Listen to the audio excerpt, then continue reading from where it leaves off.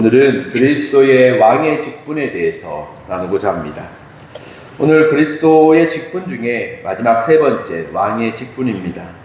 우리 소요리 문답 제26문을 먼저 읽어보겠습니다. 시작. 그리스도께서는 왕의 직분을 어떻게 행하십니까? 그리스도께서는 우리를 자기에게 복종시키시고 우리를 다스리시고 보호하시며 자신과 우리의 모든 원수들을 억제하시고 정복하심으로 왕의 직분을 행하십니다. 라고 고백합니다. 힘이 정이다 라는 말이 있습니다.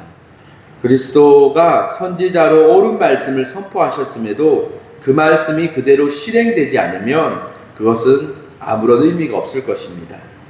또한 그리스도께서 십자가에서 피 흘려 죽으셨더라도 그 죽음의 권세를 이기지 않으시고 그냥 머물러 계셨다면, 이겨 부활하지 아니하셨다면 그 죽음이 우리를 영생으로 인도하지 못했을 것입니다. 그리스도께서는 왕이 되셨습니다.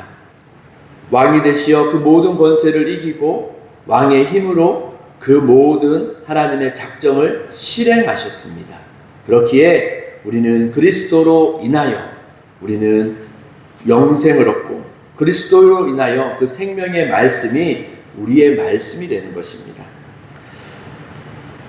그리스도께서 이처럼 왕이 되신 이유는 자기 자신을 과시하기 위해서가 아닙니다. 그리스도께서 왕이 되신 이유는 바로 우리를 위해서 왕이 되어주셨습니다.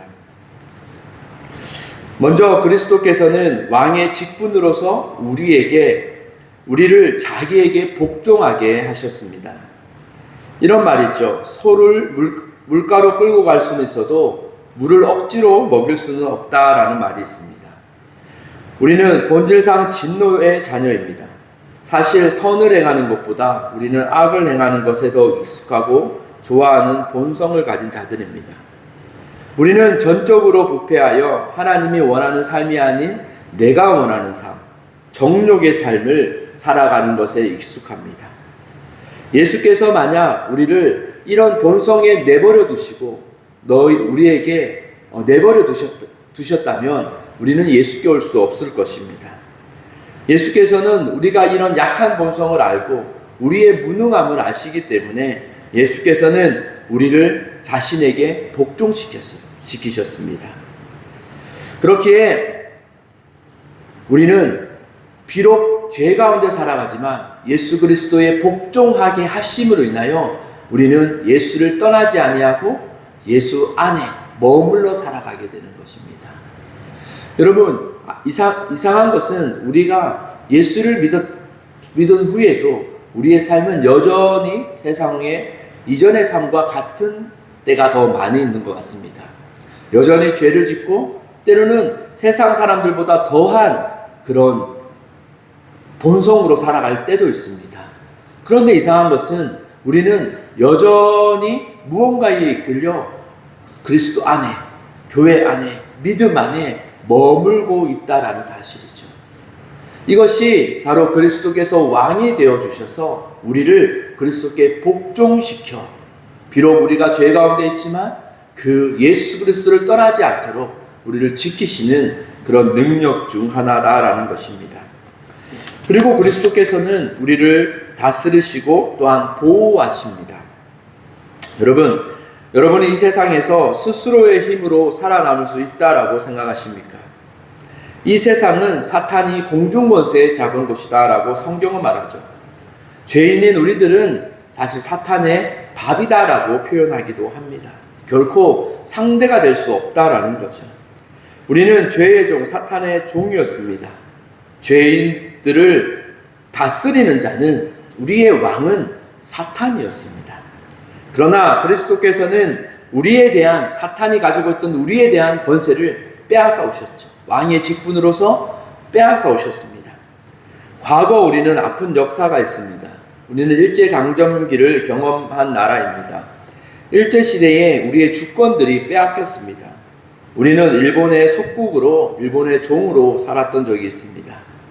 우리는 독립을 하고 싶었지만 독립할 수가 없었죠. 그 이유가 무엇입니까? 힘이 없었기 때문입니다. 그때에 전 세계적으로 전쟁이 일어났고 그 세계의 정세로 인하여 우리는 독립을 하게 되었습니다. 사실 이 독립을 보면 우리의 힘으로 독립을 이룬 것이 아니라 세계의 정세로 인하여 일본이 세계전쟁에서 패함으로 인하여 우리가 독립을 얻게 된 것이죠. 이처럼 우리의 힘으로 독립을 얻어진 것은 아닙니다. 그러나 어쨌든 간에 우리는 독립을 얻었고요. 그런데 문제는 독립을 하였음에도 불구하고 우리는 우리의 주권을 지킬 힘이 없었습니다. 그 당시에 소련과 중국과 또 이런 나라들이 틈틈이 우리나라를, 일본에서 독립한 우리나라를 자신들이 장악하려고 했던 아픈 역사들, 그런 사건들도 있죠. 그 시절에 우리를 대신해서 우리를 다스렸던 나라가 있습니다. 그것이 바로 미국이죠. 미국이 그 당시에 독립하여 자립할 수 없었던 이 나라에 임시로 우리를 다스리며 주한미군이 함께함으로 인하여 우리를 지켜주는 역할을 했죠.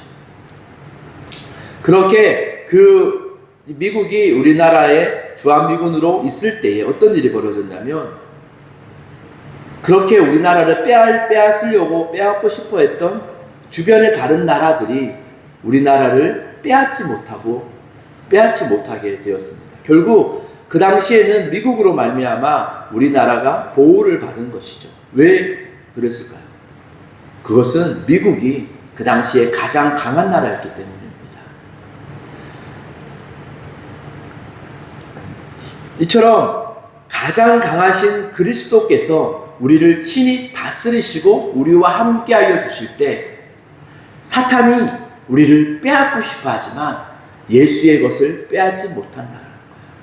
하나님이 우리를 부르실 때 내가 너를 지명하여 불렀다라고 말씀하시잖아요. 하나님은 그냥 보고 네가 좀 그래도 말을 잘 듣네. 내가 이렇게 피를 딱 뿌렸는데 이거를 딱 잡는 사람이, 줄을 딱 던졌는데 이걸 딱 잡는 사람을 구원하겠다라고 하신 게 아니에요. 하나님은, 우리는 알 수 없지만 하나님이 우리를 지명하여 부르셨습니다. 그리고 그것을 내 것이다, 하나님의 것이다라고 여겨주셨죠. 그런데 하나님의 것이라고 여긴 하나님의 것이 된 우리를 과연 누가, 어느 권세가 하나님의 것을 빼앗을 수 있겠습니까?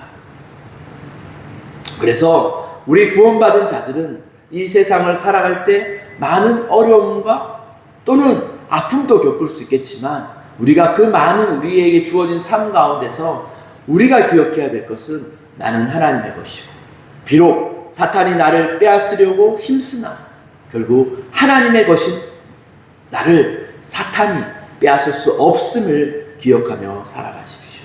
그것이 우리의 삶에 하나님이 왕이 되어주신 근본 이유입니다. 여러분, 우리가 사탄을 이기려고 하지 말고 우리는 하나님을 의지하며 사탄의 권세를 대적할 뿐입니다. 우리가 예수의 이름으로 어둠의 권세를 대적하고 선포하는 것은 우리가 이제 그와 싸워서 이기겠다라는 것이 아니라 이미 이겨놓으신, 십자가에서 이겨놓으신 그 예수의 이름을 의지하여 나의 주인이고 나의 왕 대신, 보통 기사들도 어느 곳에 가면 네 주인이 누구냐라고 묻거든요. 그러면 내 주인은 누구입니다 라고 그러면 그 사람이 그 주인보다 힘이 약하다면 그 사람에게, 그 부하에게 함부로 하지 못하듯이 우리는 오늘 우리의 왕 대신 그분의 이름으로 그렇게 살아가야 합니다. 그러면 반드시 우리에게는 승리의 삶이 주어질 것입니다. 이제까지 그리스도의 세 가지 직분에 대해서 우리가 나눴습니다. 첫째는 그리스도께서는 선지자 직분으로 하나님의 말씀과 영으로 자신의 뜻을 우리에게 분명히 나타내 주십니다. 그렇기에 우리는 하나님의 말씀을 가까이 하는 삶을 살아야 합니다. 둘째, 그리스도께서는 제사장의 직분으로 자신을 희생제물로 드리고 또한 지금도 하늘 보좌에서 우리를 위하여 계속 간구하고 계신다 약속하셨습니다. 그리고 세 번째, 그리스도께서는 왕의 직분으로 우리를 자신에게 복종하게 하시고 그리고 우리를 다스리시며 지키시며 모든 원수를 막아 정복하심으로 우리와 함께 하고 우리를 지키고 보호하고 계십니다. 이 세 직분의 공통점은 그리스도께서는 자신을 위하여 한 것이 아니라 그리스도께서는 이 직분을 감당하신 것은 오직 하나님을 위하여 그리고 우리들을 위하여 계속해서 이 직분을 감당하셨고 계속해서 감당해 가고 계신다라는 사실입니다. 우리는 지금도 우리를 위해 직분을 감당하고 계신 그리스도를 끝까지 우리가 신뢰하며 신실하게 하나님 앞에 그분을 믿으며 따르며 나아가는 귀한 모든 성도들 되기를 축복합니다. 기도하겠습니다. 하나님 아버지 감사합니다.